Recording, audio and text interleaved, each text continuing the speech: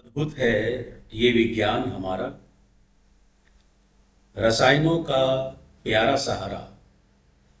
परमाणु अणु सूत्रों की परिभाषा।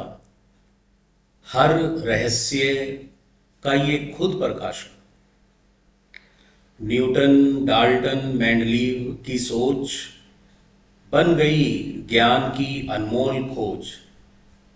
हाइड्रोजन ऑक्सीजन की हो बात या हो एसिड बेस की बात। लैब में जब ब्यूरेट टपकता है, बीकर में रंग बदलता है। रासायनिक अभिक्रियाएं बताती हैं कैसे स्वयं एक नई चीज बन जाती है। उबाल घनत्व द्रव्यमान ताप, हर सूत्र में छिपा है विज्ञान का जाप। द्रव्य से ऊर्जा का खेल निराला, इसमें छिपा है ब्रह्मांड का जाल सारा। कभी गैसों की गति, कभी रंगों की बात, रसायन विज्ञान करता है कमाल की बात। जीवन का हर रूप, हर प्रणाली, इसी विज्ञान की देन, कहो ना फिर खाली। तो पढ़ो इसे दिल से, समझो इसका मोल। रसायन विज्ञान का है भविष्य, यही है भविष्य के बोल। जिन्हें पसंद है खोज की राह, उनके लिए यहाँ है ज्ञान अथाह। तो बच्चों, ये आज का संदेश आपके लिए था। इसको मनन करो, समझो कि बिना मेहनत के आप किसी भी विषय को नहीं सीख सकते। तो इस छोटी सी कविता के साथ चलिए आरंभ करते हैं आज की वीडियो का।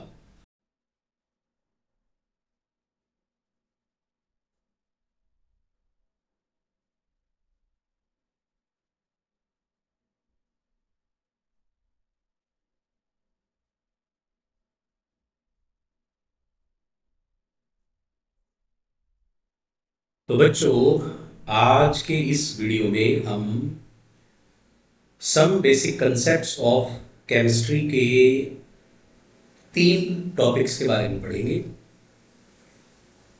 पहला है प्रतिशत मात्रा ज्ञात करना। दूसरा मूलानुपाती सूत्र। और तीसरा आणविक सूत्र। तो सबसे पहले हम बात करते हैं द्रव्यमान प्रतिशत निकालना।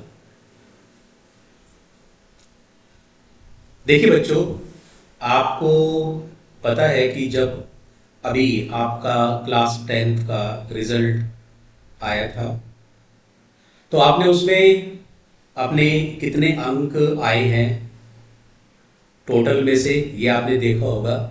और आपने उसको परसेंटेज में बदला होगा। तो इसी तरह किसी यौगिक में अलग अलग जो तत्व होते हैं, उनकी प्रतिशत मात्रा को ज्ञात करना, ये टास्क हमें केमिस्ट्री में मिलता है।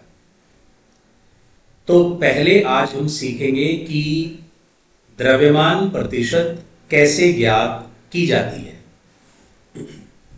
देखिए, इसके लिए हमारे पास एक सिंपल सा सूत्र है। तत्व की प्रतिशत मात्रा बराबर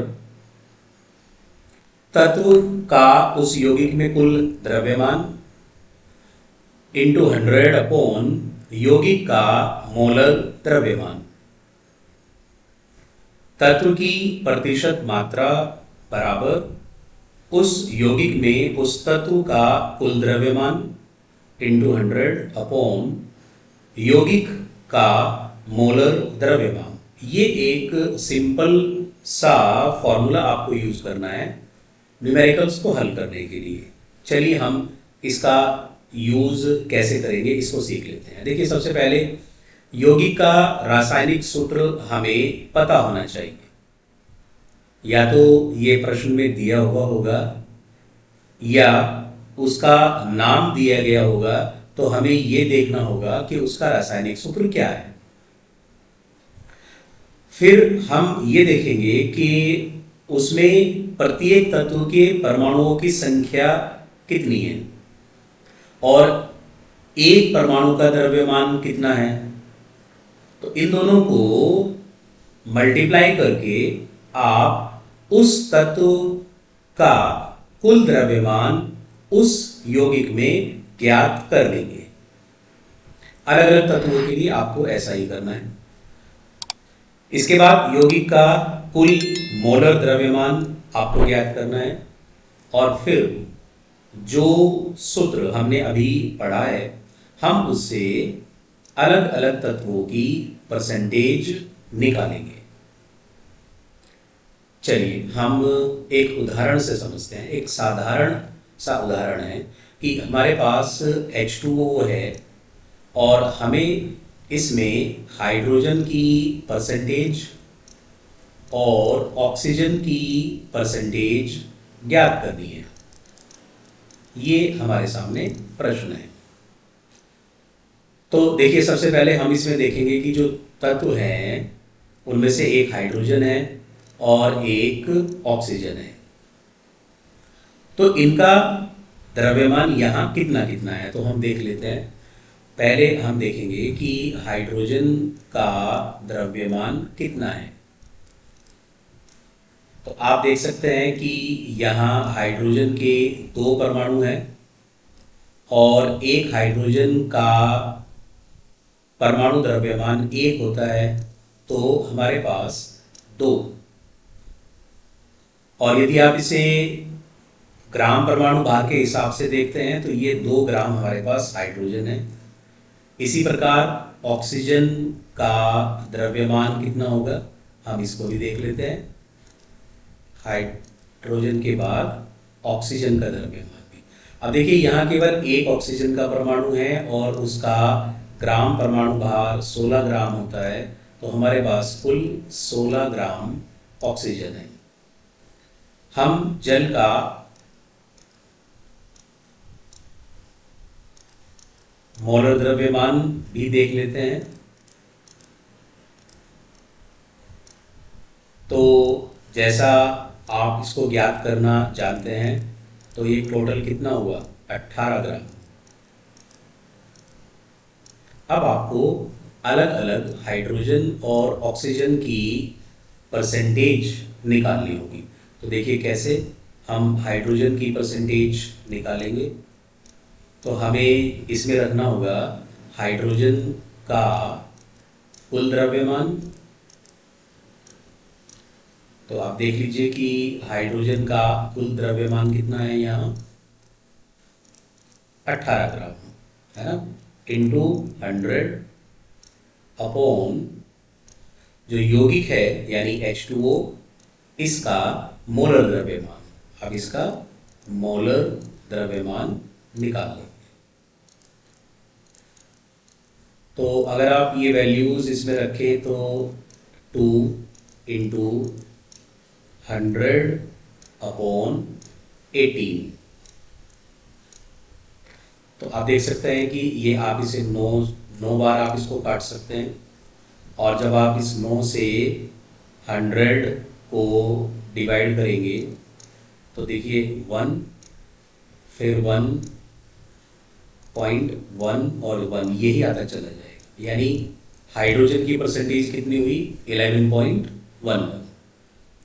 अब क्योंकि यहाँ पर सिर्फ 2 ही तत्व थे, एक तत्व की परसेंटेज आपको ज्ञात हो चुकी है, तो इसका एक आसान तरीका ये भी है कि आप 100 में से इसको माइनस कर दीजिए, तो आपके पास क्या आ जाएगा, आपके पास इसकी परसेंटेज आ जाएगी। और यदि आप इसे पूरे तरीके से ही करना चाहते हैं, आप इसे ज्ञात करके देखना ही चाहते हैं, तो आप ऐसा भी कर सकते हैं। तो देखिए ऑक्सीजन की जो परसेंटेज है ये होगी ऑक्सीजन का द्रव्यमान, आपको यहाँ रखना है, इंटू 100 सूत्र के अनुसार, और अपॉन H2O का द्रव्यमान, मोलर द्रव्यमान, वो आपको यहाँ पर रखना है। पहले की तरह ऐसे ही आपको करना है। तो अब देखिए ये कितना हो गया, 16 इंटू 100 अपॉन 18। तो आप इसको सिंपल कर सकते हैं, 2 8 जा 16, 2 9 जा 18, यानी 800 अपॉन 9। तो आपको अब इसे डिवाइड कर लेना है। तो जब आप इसे डिवाइड करेंगे तो लगभग आपको ये 88.88 मिलता चला जाएगा, यानी ऑक्सीजन की परसेंटेज इतनी है। चलिए हम एक दूसरा एग्जाम्पल ले लेते हैं। हमारे पास एक यौगिक है एथेनॉल। तो सबसे पहले आप इसी का मोलर द्रव्यमान ज्ञात कर लीजिए। मोलर द्रव्यमान, तो देखिए यहाँ 2 कार्बन है। एक कार्बन का ग्राम परमाणु भार कितना होगा, 12। यहाँ पर 6 हाइड्रोजन भी हैं, ये देखिए एक यहाँ है और 5 यहाँ है, तो 1 इंटू 6। और आपके पास यहाँ एक ऑक्सीजन है, तो देखिए ये कितना हुआ, 24 प्लस 6 प्लस 16, यानी आपके पास ये आ गया 46 ग्राम। अब कार्बन का भार कितना है, यहाँ पर आप कार्बन का द्रव्यमान भी देख लीजिए। तो 2 इंटू 12, क्योंकि 2 कार्बन है तो 24 ग्राम। हाइड्रोजन का जो द्रव्यमान है वो कितना होगा, यहाँ पर 6 इंटू 1 यानी 6 ग्राम। और ऑक्सीजन का भार कितना होगा, एक ही ऑक्सीजन है और उसका ग्राम परमाणु भार 16 है, तो 16 ग्राम। अब आपको क्या करना है, पहले की तरह जो फॉर्मूला था उसमें आपको वैल्यूज रखनी है। जैसे मैं कार्बन का ज्ञात करता हूँ, तो 24 इंटू 100 अपॉन 46। तो आप इसको सिंपल कर लीजिए, 12 और 23, यानी 1200 अपॉन 23। तो आपको डिवाइड करना पड़ेगा इसे। 1200 को आप डिवाइड करेंगे 23 से, तो ये लगभग आपको मिलेगा 52.17%। अब इसी तरह हाइड्रोजन को भी आप निकाल सकते हैं। तो 6 इंटू 100 अपॉन 46, तो इसको भी आप सिंपल कर लीजिए, यानी 200 अपॉन 23। तो जब आप 200 को डिवाइड करेंगे 23 से, तो ये आपको लगभग 8.69 मिल जाएगी। आप इसी तरह आप ऑक्सीजन को भी ज्ञात कर सकते हैं, यानी 16 इंटू 100 अपॉन 46, यानी ये 2 8 जा 16 और 23, यानी 800 को 23 से डिवाइड करना है।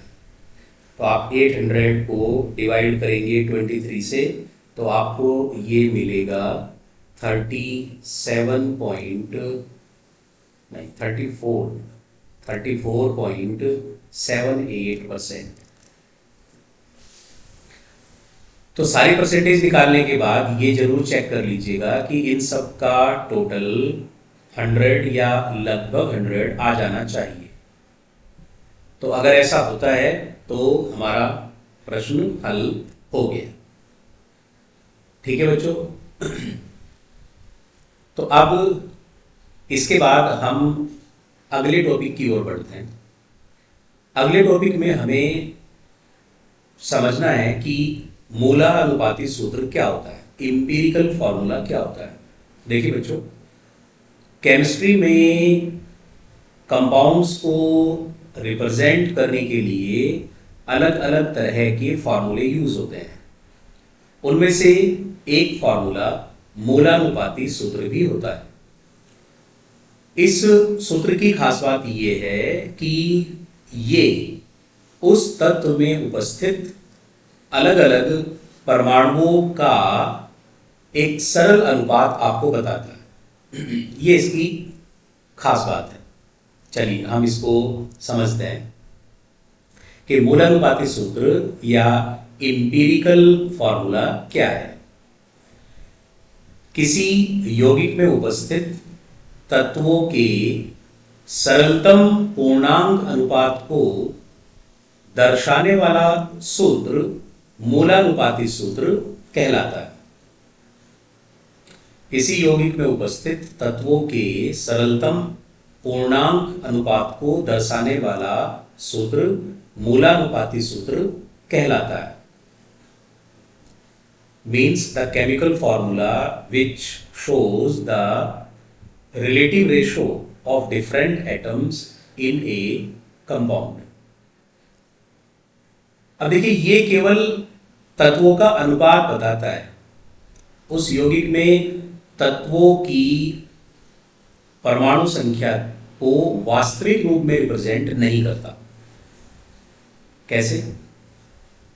आप ग्लूकोज को देखिए, आप जानते हैं कि ग्लूकोज के एक मॉलिक्यूल में 6 कार्बन है, 12 हाइड्रोजन है और 6 ऑक्सीजन है। यानी अगर हम इनका अनुपात देखना चाहें, यानी 6:12:6, तो आपको इसे सरल अनुपात में बदलना पड़ेगा। इसके लिए आप क्या करोगे, जो सबसे छोटी संख्या है उससे आप सबको डिवाइड कर दो। जैसे हमने इसको डिवाइड कर दिया 6 से, इसको डिवाइड कर दिया 6 से, इसको डिवाइड कर दिया 6 से, तो हमारे पास जो सरल पूर्णांक अनुपात है वो 1:2:1 आता है। 1:2:1। देखिए, इसका मीनिंग क्या हुआ कि यहां पर 1 कार्बन होगा, 2 हाइड्रोजन होंगे और 1 ऑक्सीजन होगा। तभी तो ये रेशो बनेगी ना, 1:2:1। तो इस तरह से आप मूलानुपाती सूत्र ज्ञात कर सकते हैं। चलिए अब हम बात कर लेते हैं एक बार आणविक सूत्र की। देखिए, जो आणविक सूत्र है ये किसी यौगिक में उपस्थित तत्वों की वास्तविक संख्या को दर्शाता है। यानी एक्चुअल में वहां कितने जो एटम्स हैं डिफरेंट एलिमेंट्स के, उनकी संख्या को बताता है। तो देखिए, आणविक सूत्र में और इंपेरिकल जो फॉर्मूला है, इन दोनों में क्या डिफरेंस हुआ। इंपेरिकल फार्मूला केवल रिलेटिव रेशो बताता है, जबकि molecular formula actual number of particles बताता है। तो देखिए, यदि आप आणविक सूत्र को डिफाइन करना चाहते हैं तो किसी यौगिक में उपस्थित तत्वों की वास्तविक संख्या को दर्शाने वाला सूत्र आणविक सूत्र कहलाता है। दोनों में आपको अंतर समझ में आ गया। अब हम ये जानना चाहते हैं कि क्या इन दोनों के बीच में कोई संबंध भी है, आणविक सूत्र और अणु सूत्र, या जो आणविक सूत्र है और मूलानुपाती सूत्र में क्या कोई संबंध है। तो बच्चों हाँ, इनमें एक संबंध है। अब वो संबंध क्या है, चलिए हम उसके बारे में पढ़ते हैं। देखिए, जो आणविक सूत्र है, पहले आप ये देख लीजिए कि ये ग्लूकोज का जो आणविक सूत्र है वो है C6H12O6, क्योंकि ये वास्तविक संख्या को बता रहा है। चलिए हम इन दोनों में संबंध देखते हैं। देखिए जो अणु सूत्र है ये बराबर होता है n टाइम्स ऑफ मूलानुपाती सूत्र के। यानी अगर आप इंपेरिकल फॉर्मूले को n से मल्टीप्लाई कर देते हैं तो आपको क्या मिलेगा, मॉलिक्यूलर फॉर्मूला या अणु सूत्र। यहां n एक पूर्णांक है, इसको हम कैसे ज्ञात करेंगे? देखिए इसको हमारे पास इसके लिए फार्मूला है n is equal molecular mass upon empirical formula mass. यानी अगर आपको n ज्ञात करना है तो आप कैसे करेंगे, आप अणुभार को, जो अणुभार है इसको आप डिवाइड कर दीजिए मूलानुपाती सूत्र भार से। मूलानुपाती सूत्र भार से तो आपको n की वैल्यू मिल जाएगी। जैसे आप जरा समझिए कि ग्लूकोज का इंपेरिकल फार्मूला CH2O है, तो इसका इंपेरिकल फार्मूला मास क्या होगा, यानी जो मूलानुपाती सूत्र भार है वो कितना होगा? देखिए कार्बन का भार है 12, हाइड्रोजन 2 है तो 2, एक ऑक्सीजन है 16, तो इसका मूलानुपाती सूत्र भार 30 आया।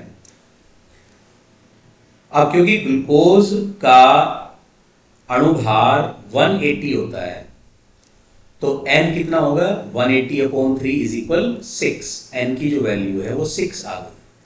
तो आपको क्या करना है कि जो CH2O मूलानुपाती सूत्र आया था आप इसका होल 6 कर दीजिए, यानी C6H12O6। आपने 6 से 1 को मल्टीप्लाई किया तो C6, आपने 6 से 2 को मल्टीप्लाई किया तो 12, आपने 1 से 6 को मल्टीप्लाई किया तो 6, तो हमारे पास अणु सूत्र क्या आ गया, ये आ गया C6H12O6। तो देखिए यहां तक आपको बात समझ में आई। अब हम इस चीज को समझेंगे कि मूलानुपाती सूत्र कैसे ज्ञात किया जा सकता है। तो इसके लिए हमारे पास कुछ स्टेप्स हैं। देखिए पहले स्टेप में आपके पास जो प्रत्येक तत्व हैं जो उस यौगिक में उपस्थित हैं उनकी द्रव्यमान प्रतिशत मात्रा या ग्राम में उनका द्रव्यमान आपके पास होना चाहिए। यानी जब आपसे प्रश्न पूछा जाएगा तो आपको प्रश्न में अलग अलग तत्वों के लिए द्रव्यमान प्रतिशत मात्रा या ग्राम में द्रव्यमान दिया जाएगा। सबसे पहली बात यह है, आपको हर तत्व का परमाणु भार अगर याद हो तो बहुत अच्छा है। देखिए कम से कम पहले जो 30 एलिमेंट्स हैं उनका तो आपको याद हो, बहुत अच्छा है। अदरवाइज प्रश्न देते समय इनको दे दिया जाता है प्रश्न में ही।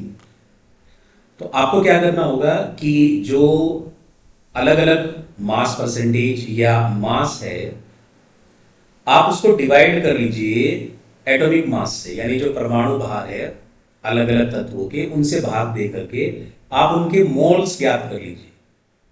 यानी जो पहला स्टेप है उसमें आपने क्या किया, आपके पास तत्वों के परमाणु भार, तत्वों के प्रतीक और तत्वों की प्रतिशत मात्रा या तत्वों का भाग, ये आपके पास होना चाहिए। दूसरे स्टेप में आप क्या करेंगे, आप प्रत्येक तत्व के मोलों की संख्या को ज्ञात करेंगे। फिर आपको क्या करना है, उन मोलों की संख्याओं में आपको एक अनुपात ज्ञात करना है। फिर उस अनुपात को एक सरल पूर्णांक अनुपात में बदल लेना है और फिर उस सरल पूर्णांक अनुपात से ही आप मूलानुपाती सूत्र बनाएंगे। चलिए हम इसको एक बार समझ लेते हैं, स्टेप वाइज हमें क्या करना है।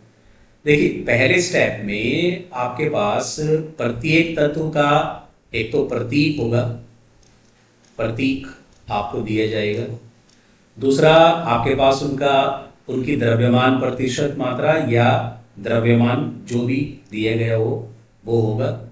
और आपके पास परमाणु भार होंगे, ये आपके पास होने चाहिए। पहले स्टेप में आप ये एंश्योर कर लीजिए। दूसरे स्टेप में आप प्रत्येक तत्व के मोलों की संख्या निकालेंगे। कैसे? आप प्रत्येक तत्व की जो द्रव्यमान प्रतिशत दी हुई है, मास परसेंटेज दी हुई है, उसको आप डिवाइड करिए एटॉमिक मास से। जो आपको परमाणु द्रव्यमान दिए हुए हैं उनसे आप मास परसेंटेज को या जो द्रव्यमान है इसको डिवाइड करिए, जिससे आपके पास अलग अलग मोल्स आ जाएंगे। अब इन सभी मोलों में जो सबसे छोटे मोल हों उनसे आप सबको भाग दे दीजिए, ताकि आपके पास उनका एक अनुपात निकल जाए। अब अगले स्टेप में उस प्राप्त अनुपात को सरल पूर्णांक अनुपात में परिवर्तित कीजिए। देखिए, यदि ये आपको पहले से ही एक सरल अनुपात में मिल गया तो वेल एंड गुड, बहुत अच्छी बात है। अगर नहीं मिलता तो आपको इसे अपने आप से सरल पूर्णांकों में परिवर्तित करना होगा। जैसे किसी को डबल करके, ट्रिपल करके या किसी भी तरीके से आपको इसको सरल पूर्णांक में परिवर्तित करना होगा। अब जो सरल पूर्णांक अनुपात आपके पास आएगा, यही मूलानुपाती सूत्र बनाने का काम करेगा। तो देखिए, ये 5 स्टेप्स हुए। चलिए, अब हम एक उदाहरण से इसको समझ लेते हैं। मान लीजिए हमें एक यौगिक दिया गया, उस यौगिक में बताया गया कि कार्बन 40% है, हाइड्रोजन 6.7% है, ऑक्सीजन 53.3% है, कार्बन का परमाणु द्रव्यमान 12 है, हाइड्रोजन का 1 है, ऑक्सीजन का 16 है। तो देखिए, पहले स्टेप के लिए जो हमारी रिक्वायरमेंट्स हैं वो हमारे पास यहाँ हैं। कार्बन, हाइड्रोजन, ऑक्सीजन, ये हमें प्रतीक पता लग गए। इनकी मास परसेंटेज हमें पता लग गई, 40%, 6.7%, 53.3%, और इनके जो परमाणु द्रव्यमान है ये भी हमें पता लग गए। ये हमारा पहला स्टेप पूरा हो गया। अब हमें क्या करना है? दूसरे स्टेप में हमें मोलों की संख्या निकालनी है। कैसे निकालेंगे मोलों की संख्या? जो मास परसेंटेज दी गई है इसको एटॉमिक मास से डिवाइड कीजिए। जैसे आपने 40% को डिवाइड किया 12 से, तो आपको लगभग 3.33 मोल्स मिले। आपने 6.7 को डिवाइड किया 1 से, तो आपको 6.77 मोल्स मिले। इसी तरह आपने 53.3 को डिवाइड किया 16 से, तो आपको 3.33 मोल्स मिले। तो देखिए बच्चों, इस तरह से आपके पास मोलों की संख्या आ गई, जो कि हमारा स्टेप 2 था। स्टेप 2 में हमें क्या करना था? मोलों की संख्या ज्ञात करनी थी। चलिए, अब आपको क्या करना है कि जो सबसे छोटे मोल्स हैं उनसे सबको भाग दे दीजिए। तो सबसे छोटे मोल कौन थे? 3.3। तो आपने 3.33 से इन तीनों को ही डिवाइड कर दिया। तो ये 1 आ गया, ये लगभग 2 आ गया, ये लगभग एग्जैक्ट 1 ही आ गया। यानी आपके पास 1:1 ये रेशो आई। यानी कार्बन का आपके पास 1 एटम होगा, हाइड्रोजन के 2 एटम होंगे, ऑक्सीजन के 1 एटम होंगे। तो इससे जो मूलानुपाती सूत्र है वो क्या बन जाएगा?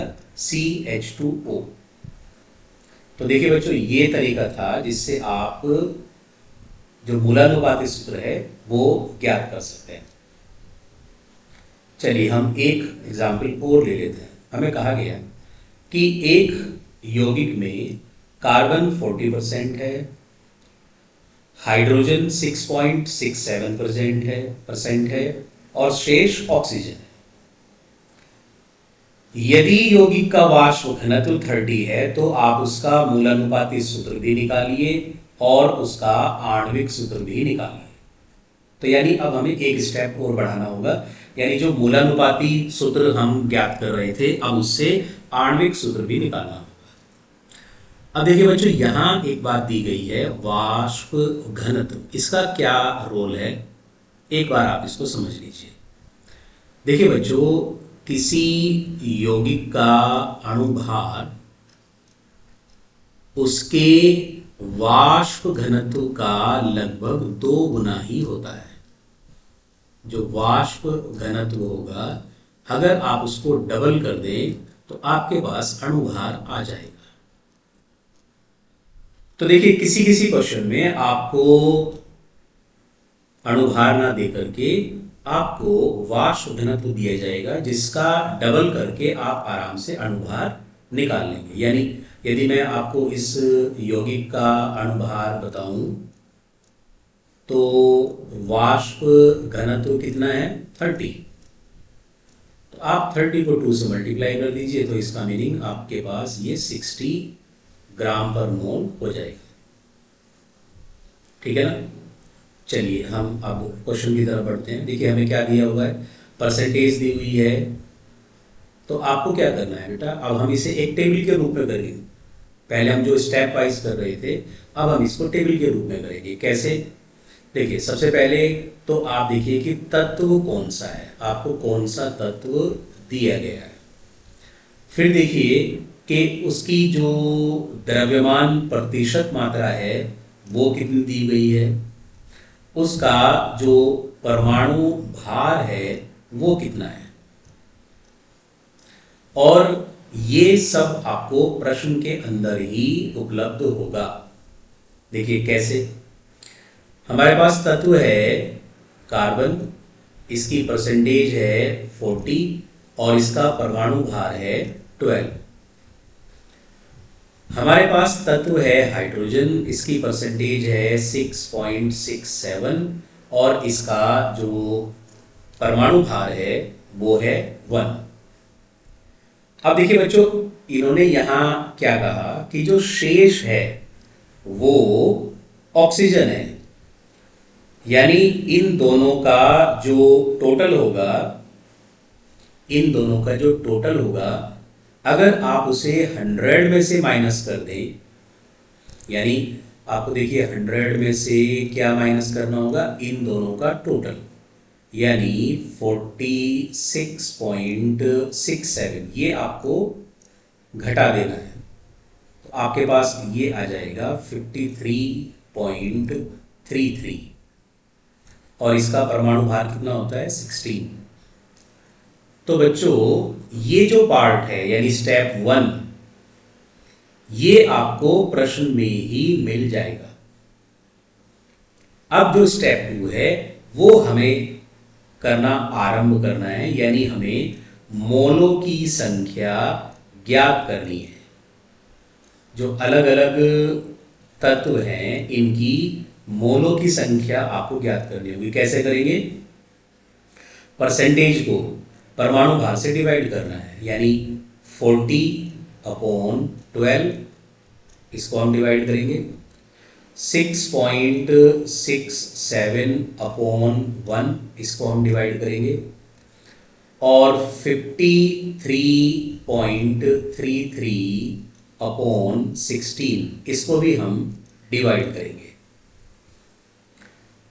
तो देखिए बच्चों, अभी हमने ये जो डिवाइडेशन है पिछले क्वेश्चन में भी किया था। यानी आपको वहां पे ये क्या मिला था, 3.33 इतने मोल्स मिले थे, यहाँ पर 6.7 मोल्स मिलेंगे और यहाँ भी लगभग 3.33 मोल्स ही मिलेंगे। देखिए ये है स्टेप 2। ये सब तो मटेरियल स्टेप 1 का था, ये स्टेप 2 है। अब आपको स्टेप 3 करना पड़ेगा। स्टेप 3 क्या था, मोलर अनुपात ज्ञात करना। मोलर अनुपात ये आप ज्ञात करेंगे। कैसे करेंगे, जो सबसे छोटा मोल है इन सब में उससे आप डिवाइड करेंगे सबको, यानी 3.33 आपने इसको डिवाइड किया 3.33 से तो ये तो 1 आ गया। 6.7 को आपने डिवाइड किया 3.33 से तो हमने देखा था कि ये अप्रॉक्स 2 आ गया था। ऐसे ही हमने 3.33 को डिवाइड किया 3.33 से तो ये आपको 1 मिल गया। ये हमारा स्टेप 3 हो गया। अब स्टेप 4 में आपको क्या करना है, आपको सरल पूर्णांक अनुपात ज्ञात करना होगा। अब देखिए, क्योंकि ये तो पहले से ही हमारा सरल पूर्णांक में आ गया है, तो 1, 2 और 1 ये हमारा सरल पूर्णांक आ गया।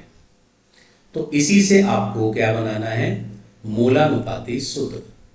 जो मूलानुपाती सूत्र है वो आप इसी से बनाएंगे, मूलानुपाती सूत्र। तो ये क्या बनता है, अब क्योंकि एक परमाणु हमारे पास कार्बन का होगा तो C, 2 परमाणु हाइड्रोजन के होंगे तो H2, और एक परमाणु ऑक्सीजन का होगा तो O।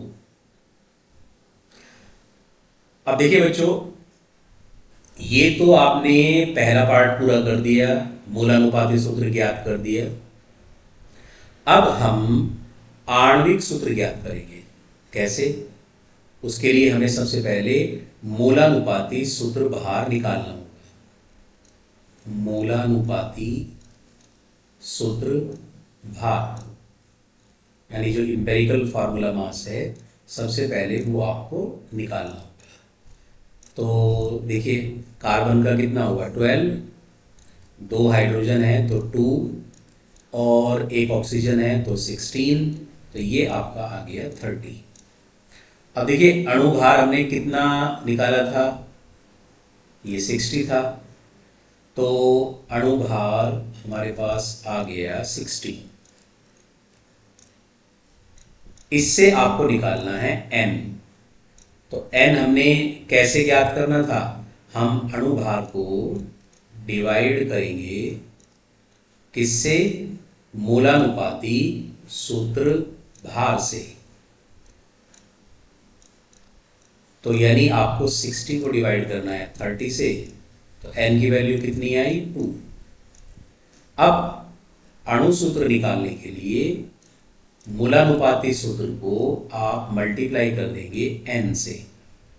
तो जो हमारे पास मूलानुपाती सूत्र आएगा उसको n, उसका होल n कर देना है।